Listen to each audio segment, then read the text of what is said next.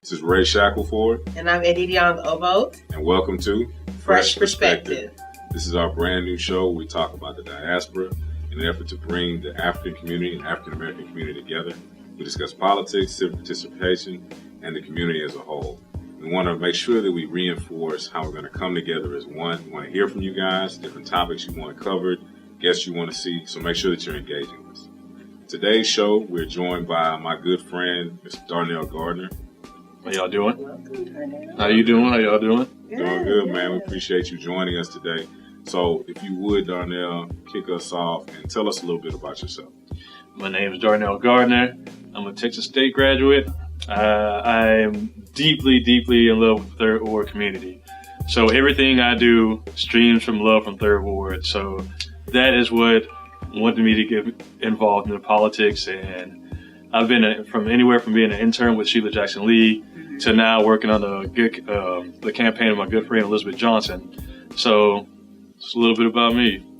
Okay. So being from the Third Ward area, and you and I went to high school together at Lamar, what were some of your influences that got you to where you are now, being heavily involved in the civic process, the political process, because you weren't always involved? So what changed or what happened that got you to this point where you were like, okay, I need to get more involved. I need to be participating in these different activities? Ironically, it was the year that I got kicked out of Lamar, and when I had to go to Yates and Gulf Shores, and that's when the first time I ever noticed disparity, like going from Lamar High School where everybody has everything that you could ever want to schools that didn't have the resources, and now it's just like, ooh, it was a culture shock.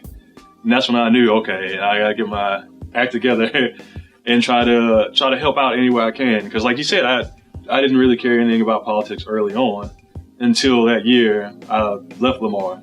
Fortunately, I was able to get back and graduate, but that year away from Lamar, going to Yates, being like getting in trouble with the community homes and stuff like that, it just made me realize, hey, I gotta get involved. I have the smarts to do it, and hey, here I am now. Okay. So it sounds like you definitely had an awakening of sorts getting to this point.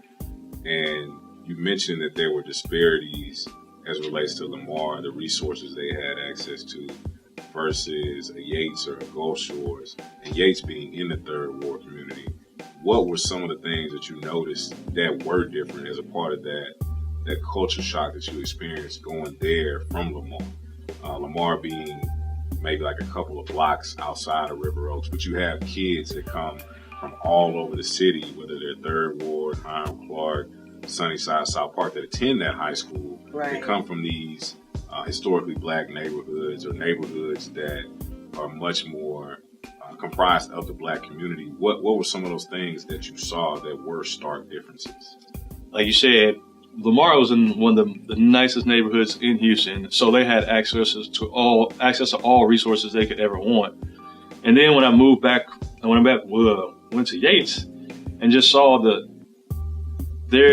neighborhood didn't have like the resources. The neighborhood didn't have like the community that River Oaks had. And it's not by any fault of Third Ward. It's just the nature of how the city developed. And Yates just like I said, resources. They just didn't have like basic stuff we had at Lamar. We could walk across the street and have some of the finest restaurants, like beignets and stuff like that. But at Yates, you walk across the street and it's the community homes, you know what I mean? Like you patrol by all the cops and stuff like that. This is before gentrification. So before they started tearing down all the trap houses behind the Yates and stuff like that. And so that's where the role models for people were coming from, you know what I mean? But the Yates still had a strong mentor program, but just did not have the resources. And that's the thing I missed, was the resources. Okay. Everything always boils down to resources, whether it's economics, time, all that. So you talked about how you're involved in politics now, from Sheila Jackson Lee to Elizabeth Johnson. So tell us a little bit about your involvement as it relates to taking all that passion that you have for the resources of Third Ward. What are you doing with that now? All right, yes. When I was Sheila Jackson Lee's office, I interned with her. So that was the first time I was able to go out into the neighborhood from a congressional standpoint. and figure out how I can help them from that standpoint. And when I now working with Elizabeth Johnson, I can actually go to a different community and help them out from what I learned with working with Sheila Jackson Lee, having access to the resources, being able to call different federal agencies and stuff like that, and then just learning the ropes. Okay. The thing that I'm missing now, I just need a little bit of help from the city council, but other than that, now that I have federal experience, it's good to apply that to the neighborhood and stuff like that. But it's more local. I like local politics, you know what I mean? Yeah. So talk to us about some of the resources that you've learned and now brought into the communities. Well, when you worked at the Senate district and stuff like that, you get to be a part of the rules committee, so you can help make decisions through the democratic process that will come back and help the neighborhood, and stuff like that. And then and from that standpoint, you get to help spread the word. You know what I mean? Just being a person somebody can look to for information. Okay. Because I try to make myself available as possible. I try to go to it. I don't care how little the event is. If it's local, I try to be there. Okay. And so you mentioned Senate District 13. Both you and I live in Senate District 13. Our current state senator for the state of Texas is Senator Boris Miles. Previously, he served as the state representative for 146, now held by Sean Theory. And so with Senate District 13, why did you choose to get involved at that level? Being your first, I guess after the congressional internship, why was that your next step? I know you mentioned the fact that local politics is something that's very important to you, but why? Because there's a lot of different ways you could go in that space. But so I figure, the most important decisions are made at the local level, at the city level, at the county level, the precinct chair level.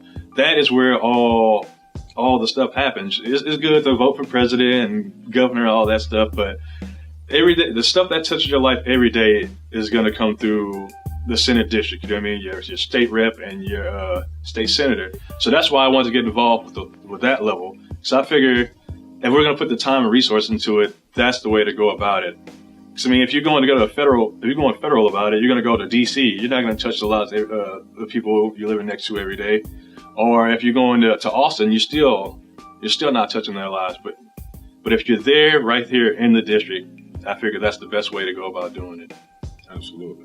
That's definitely something that we try to impart to our viewers is the importance of participating at the local level, because these are things that impact your everyday life. So like you said, yes, you need to vote for president, you need to vote for governor, but when you're looking at what impacts you day in, day out, when you're going to work, when your kids are going to school, and those resources, it's going to be your state reps. It's going to be... Somebody has to explain like the school bonds and stuff like that that's up on these elections. Because I worked the polls the last three elections. One as an election judge and twice as a poll worker. And it's just sad to see how low the turnout is. Or sometimes they'll ask you what's on the ballot, but you can't explain it to them by law because you just can't do that. Right. And so I feel like there's just a need to be able to fill those people in. And that's why I think the local level is more important. Because there's not going to be like federal propositions that's going to attack your, that's going to affect your like property taxes or something like that. So I have a question. Both you and Ray talked about how you live in Senate District 13, and on this show is about bringing a fresh perspective. So for some of those people who are not even aware about what a Senate district is and how they even know like what district they live in, what precinct they live in. Can you break down how to identify your Senate district, who represents you, in ways that you can get involved? If that means, like you said, you became a poll worker and election judge, how does one even get plugged in like that? Right. Well, thankfully, I happen to have a good mentor, a good precinct chair who got me plugged into all this stuff like that, and he took it from there for me. But a Senate district, there's 31 Senate districts in Texas that make up roughly, they have a population of right over 800,000 people. And they're made up of a whole bunch of different precincts. And the best way for somebody to try to get involved with their Senate district is just go meet your local precinct chair, go to your precinct meetings. And if you have access to the information, you can go to harrisvotes.com and you can look up who represents me and all that stuff. It breaks down like by your zip code, by your senator, even your congresswoman or congressman. Isn't there some of that on your voter registration card too? Right? But yeah, it only lists numbers and stuff like that. So if you want to actually know what this stuff means, like what JP means and all that stuff, it'll break it down for you and all that stuff. Okay. Right, and I feel like there's so many different layers to it, and the struggle for a lot of people is where do they begin? Right. And for you, luckily you had some guidance. You had a mentor who was a precinct chair, which is basically like ground zero when you're talking about getting engaged and getting involved as it relates to the political process. And so I want to help kind of break down or peel back some of those layers more for our viewers as soon as we get back from this break.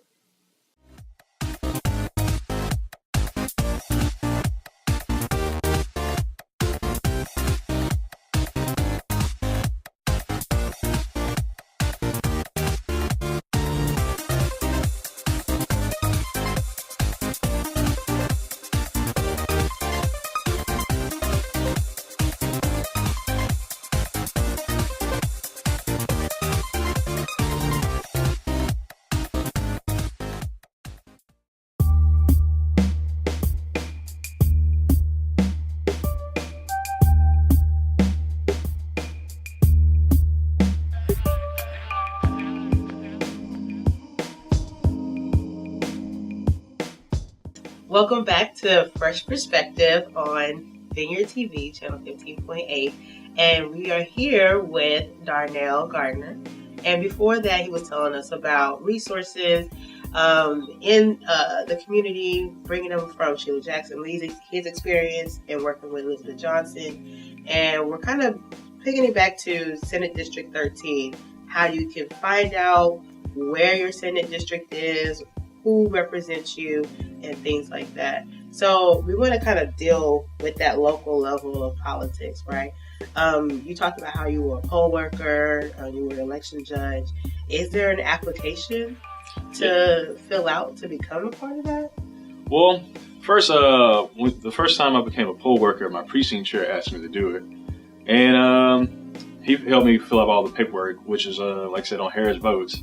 And then for election judge, you can fill that out too. Like the Democratic Party had a severe problem with shortage of election judges this time, so they were begging for people to sign up.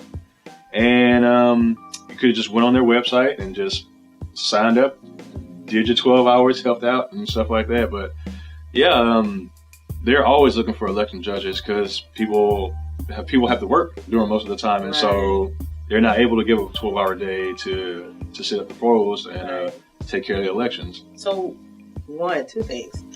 What does a poll worker do, an election judge do, and is this a paid position, or is this like you're when you say paid is a relative term, because the pay is I'm sure it's like know, it's a shade above minimum wage. So for an election judge, for a poll watcher, or well, not poll watcher, poll worker, it's like $8. Election judge is like $12. Okay. And but as a poll worker, you pretty much sign the people in, check their IDs, make sure there's no malfunctions in the machines and stuff like that. People aren't voting twice and just stuff like that. As an election judge, now that's this whole shebang. You have to pick up the equipment, set up the equipment, make sure you have your poll counts, how many people have voted and stuff like that. Then at the end of the day, wrap it up, then drop off the machines and stuff like that. I mean, it's a lot of work, but it's rewarding because you get to meet your neighbors. Like, people that live around you that you don't get to talk to. And it's like mostly a lot of elderly people, so it's a cool thing. Okay. Definitely. And it definitely sounds like you got an opportunity to engage directly with the people in your community. Because you said you mentioned neighbors, a lot of the senior citizens who are typically probably one of the larger voting blocks. You're talking about the largest, the baby boomers that actually show up. Yeah, to the polls, yeah. And you've had the opportunity to work both in a presidential election as well as the primary election we just had this past March. So what would you say were some of the differences in working in a presidential election when you got Hillary Clinton and Donald Trump at the top of the ticket versus more recently where it least locally, the biggest name was probably Congresswoman Sheila Jackson Lee. Yeah. The number one thing, easily, hands down, turnout. Like, we had people, during the morning time, we had a little bit of a crowd. Then the rest of the day was just a trickle. Versus during the presidential, everybody and their mama was trying to vote. Like, when it was 7 o'clock, we had a line out the door for people still trying to vote, even though the polls were closed. And so I guess people feel, like we were talking about, people think that a presidential election is more important than your primary election, which is, I guess I understand, but it's backwards.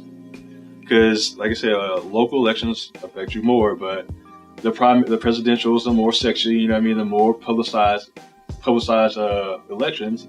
And then versus your primary, which only maybe the people run in and just the people in the know knew about. Right. So can you tell us like some of the elected positions that are up for grabs, I guess, when you are talking about local politics? You talked about how like the local politics are more important, but what are those positions that are people are, should be voting for or are able to vote for, and then how does that relate to them directly on a day-to-day? So I remember when Ray was talking about how he had ran for Justice of the Peace and how that directly relates to somebody who wants to get married, or you're talking about truancy in school, or you're talking about how does the other positions relate to somebody just on a daily that says, hey, I'm going to have this interaction with this person somewhere down the line. I need to vote for them. For instance, your judges and representation matters. Okay.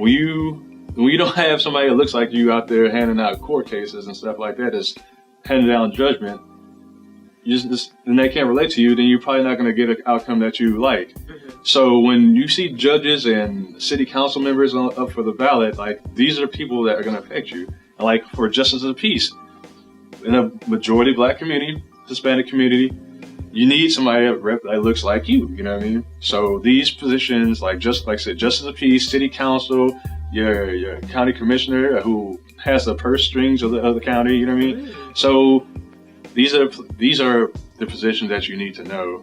They affect you every day. Like, especially the judges. These are you need to know who these judges are, who's on the family court, who's on the criminal court, and stuff like that. No, absolutely. And you made me think of, it was an HBAD meeting I think I was at, Houston Black American Democrats.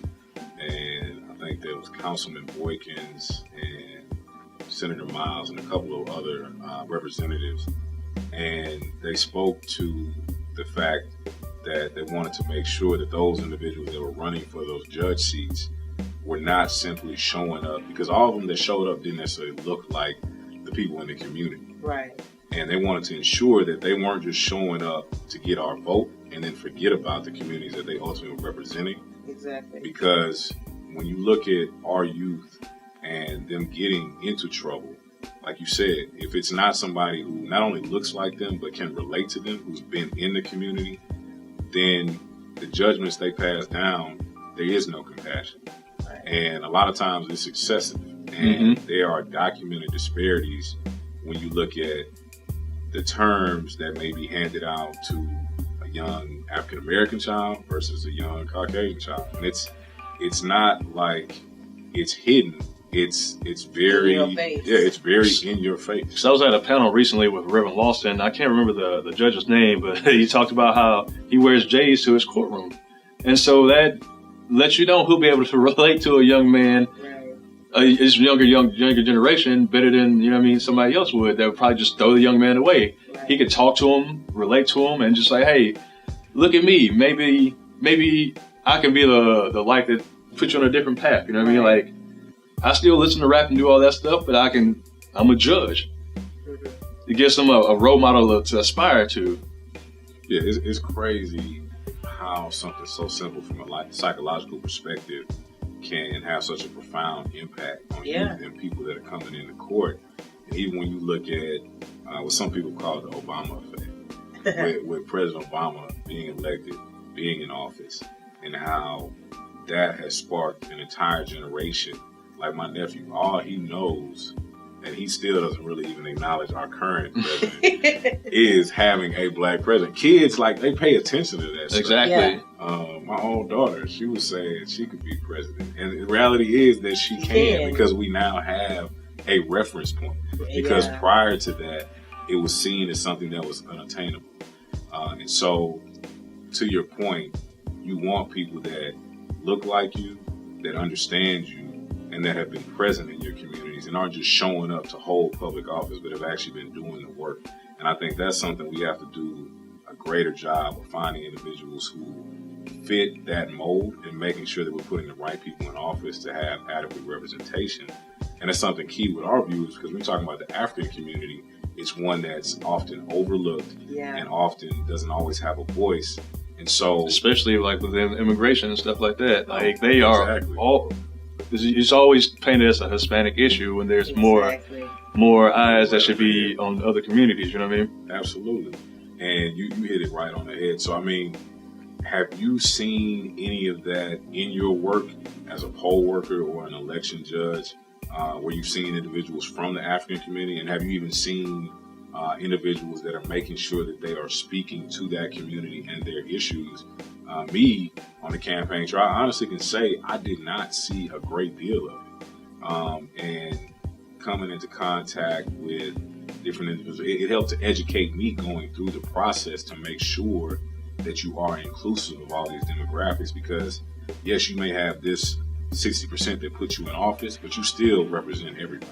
Right. See, I didn't really come into like that huge of a community, but I know like as far as the African culture, you have the Shape Center right there in Third Ward, and you have the works of like Dr. Cedar Richards with Project Row House, which definitely tries to reach into the African culture. Absolutely, and those are two, I think, very prominent spaces when you're talking about in the Third Ward community, Shape Center as well as Project Row Houses. And I guess they recently, I think they just painted over the I Love Third Ward on the shirt. Yeah, you know. Shout out to Mark Fury, he's been doing his thing with that movement. And so, what would you say has been significant about you growing up in that community and the work that you're doing now? Like, what really drove you? Now, I know you mentioned some of the things that happened going from Lamar to Yates, but even when you look at your childhood, because I remember when we used to like ride bikes and we'd be doing dumb stuff in Third Ward. Thank God we made it to this point. But what do you think of? Because I mean, I look back on things like Emancipation Park before they did this major renovation project. My grandfather used to take me there to play basketball. And it's just, it's worlds apart, and even gentrification. It's so much. What would you point to, and what do you see kind of your future efforts looking like as you continue to try and make an impact in the community? Like you just brought up gentrification. Like my goal is just to try to keep Third Ward authentically African American, if we're going to be honest about it. A place where we can have affordable housing, even nice houses, parks, businesses, recreation, and stuff like that. So my goal is just to work within the community to maybe have a new Black Wall Street. Like, 'cause you see Alameda Road is booming as far as Black businesses go. And if we can make other streets look like that in Third Ward, then that's my ultimate goal, to through business and politics, to just bring the community I have, make it better before I kick the dust on this planet. Absolutely. I like that. I have a question, and you kind of talked about it, about the African community and bringing it into Third Ward. Like, what would be some ways that you talked about making Third Ward more African American, or keeping it African American? Yeah. I'm a product of Texas Southern University, so go Tigers. And shout out Dr. I understand, like, just kind of living there briefly during my undergraduate, graduate years there, and I've seen how, like you referenced Emancipation Park, I've seen how it went from just grass and a basketball court to it's like a full rec center. You referenced Alameda and how several Black Black-owned businesses are there. What are some ways that you feel Africans can be a part of this like movement in Third Ward? Whether it's moving instead of buying homes in Kingwood and Humble, Move back, move back. What does that like space look like for them? Because I feel like sometimes they don't feel like they're part of that movement, right? Their movement is really the southwest side of Houston, Texas, and you see a lot of them migrate there. So what are some ways, or how can they feel included to say, hey, I'm going to bring my dollars to Third Ward and we can definitely thrive here? Like I said, people tend to move away from Third Ward because they have a certain connotation about it. But if they just move back, invest in the neighborhood, businesses, community centers, because like we have a whole bunch of community centers, like just put on programs and just to bridge the gap. Because there's a lot of us that forget where we come from. So Right. I feel as though with all these community centers and all these places, we could have events just to bridge the gap and stuff like that. And because there's a few African businesses on, like I said, on Alameda, to where you can get clothes and stuff like that. And if there's more businesses like that where you can just interact and just, when you see somebody every day, it becomes just another person, you know what I mean? Right. Absolutely. Darnell, we appreciate you for coming on the show, man. Where can people find more information on you and what you're doing in the community? I'm always on Facebook. That's the best place to look me up. You just look me up as Darnell Gardner. I'm always posting whether it's about local elections or when's the next Senate District 13 meeting, when's the PAC meeting, when's the state convention meetings, what elections are coming up, and what candidates are. Just like local Black candidates around the state. So absolutely, man. Again, we appreciate it. I'm Ray Shackleford. And I'm Edie Young Ovo. And this has been Fresh Perspective.